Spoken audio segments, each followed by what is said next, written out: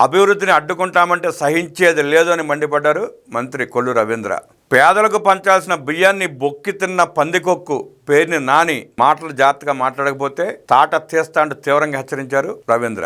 రాష్ట్రంలో జరుగుతున్న అభివృద్ధిని చూసి వైసీపీ నేతలకు మతి భ్రమించి పిచ్చి పిచ్చిగా వాగుతున్నారని గనులు భూగర్భ వనరుల ఎక్సైజ్ శాఖ మంత్రి కొల్లు రవీంద్ర ధ్వజమెత్తారు. ఆయన మీడియాతో మాట్లాడుతూ గత 5 ఏళ్లు వైసీపీ నేతలు జగన్ రెడ్డి రాష్ట్రాన్ని సర్వనాశనం చేశారు. రెవెన్యూ వ్యవస్థ మొత్తాన్ని అవసరమయం చేశారు. రెవెన్యూ రికార్డులు తగలబెట్టేశారు. అలాంటి వాళ్ళు నేడు టీడీపీ గురించి, చంద్రబాబు, నారా లోకేష్ గురించి మాట్లాడుతున్నారు.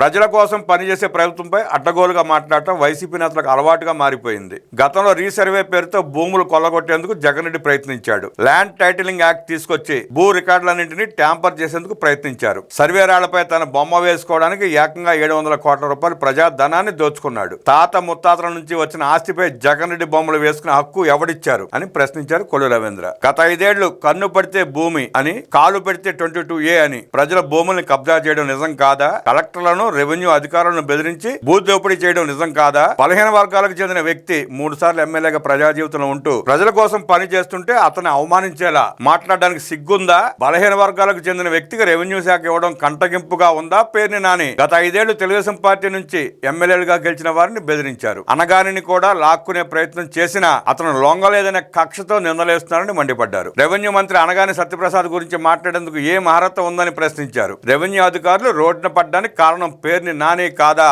స్ట్రీట్ ఫీల్డ్ పేరుతో దొంగ పట్టాలిచ్చి భూములు కాసు దండుకున్న నీచుడు పేర్ని నాని. పేదల బియ్యాన్ని పందికొక్కులా బొక్కేసి నేను డబ్బులు కట్టేస్తానని డ్రామాలాడిన దొంగ పేర్ని నాని. బొక్కేసి డబ్బులు కట్టేస్తామంటే దొర అయిపోవని గుర్తుంచుకోవాలని హితవు పలికారు. మీరు చేసే ప్రతి వ్యాఖ్య కౌంట్ చేస్తున్నాం. ప్రతి అరాచకం లెక్క పెడుతున్నాం. రాష్ట్రం కోసం, రాష్ట్ర యువతకు ఉపాధి అవకాశాలు కల్పించడం కోసం చంద్రబాబు -6 డిగ్రీల చలిలో దావోస్ లో పర్యటించారు. రాష్ట్రానికి పెట్టుబడులు తీసుకొస్తున్నారు. అనేక సంస్కరణలతో ప్రజా పాలన అందిస్తుంటే చంద్రబాబుపై విమర్శలు చేయడానికి సిగ్గుండాలి. ఆయన కాలి గోటికి కూడా పేర్ని నాని సరిపోడని గుర్తుంచుకోవాలని హితవు పలికారు. ఆనాడు బందరుకు పోర్టు అక్కర్లేదని సంతకం పెట్టిన వ్యక్తి పేర్ని నాని. ఏ ఎండకు ఆ గొడుగు పట్టే వ్యక్తి పేర్ని నాని. పోర్టు పనులు స్టార్ట్ చేయకపోతే రాజకీయ సన్యాసం చేస్తానని చెప్పి తప్పించుకు తిరిగి ఎన్నికల్లో పోటీ చేస్తే డిపాజిట్ కూడా కష్టమేనన్న భయంతో పారిపోయాడు. కల్తీ మద్యంతో ప్రజల ప్రాణాలు తీసిన జోగి రమేష్ బెయిల్ పై బయటకు వచ్చి ఏదో ఉద్ధరించినట్లు ర్యాలీ చేస్తున్నాడు. తప్పు చేశారనే కనీస ఆలోచన లేకపోవడం సిగ్గుచేటు. అభివృద్ధికి సహకరించబోగా అడ్డుకుంటాం, అరాచకాలు సృష్టిస్తామంటే ఊరుకునేది లేదు.